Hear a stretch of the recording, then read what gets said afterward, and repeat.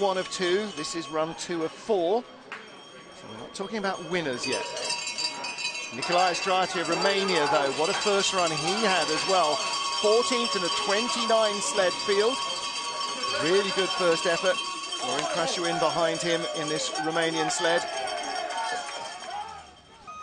Simona Batazzo leads from John Jackson of Great Britain and Jan Verber of the Czech Republic. Italy on top at the moment.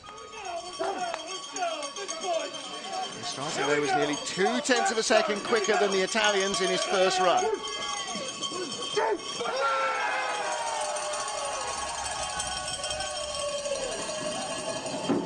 Love the atmosphere up at the top of tape. By the time we get into the four-man next Saturday and Sunday, it's going to be at fever pitch. Yeah, that's great. You know, not all athletes like the early morning races. Sometimes it's hard to wake up and get the juices flowing so early in the morning, but having a large crowd helps. You know, you hear, even though it's an American crowd, obviously, and they're here to cheering for the Romanians, but, you know, it's great just to have noise, to have people watching you, and to feel that adrenaline and excitement.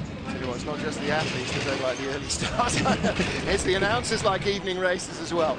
3,400s up. This is a really big drive. Quarter of a second up at the top. Little flop there. Still 3,500s. How's the chicane going to treat him? This is where Batazzo had that great bottom half, so it's probably going to narrow that gap between the two sleds. Might come down to a 10th or less. He was 1 kilometre an hour down. He's already got a 10th away. 2 tenths left, could be 1000s, 1100s in front, 56.41. Well, again, backs up a really confidence-inspiring first heat with a good, solid second run as well. Do you know what? It's not beyond the bounds of possibility. He could be in the top 10 come the end of the day tomorrow. He's really got the fire this season. Yeah, he's had a lot of success this year, and again, you know, we mentioned in the first heat that we used to think of the Romanians as, you know, battling for a second run, typically, you know, the top 20, but he's going to be battling for top 10. Yeah, it's been a big turnaround season for him. A little skid through the chicane will have rubbed off 0.2 of a second before the finish line, as we saw. Great conditions here in Lake Placid. And here the transition between 17 and 18. This is one of the most violent transitions in any track in the world.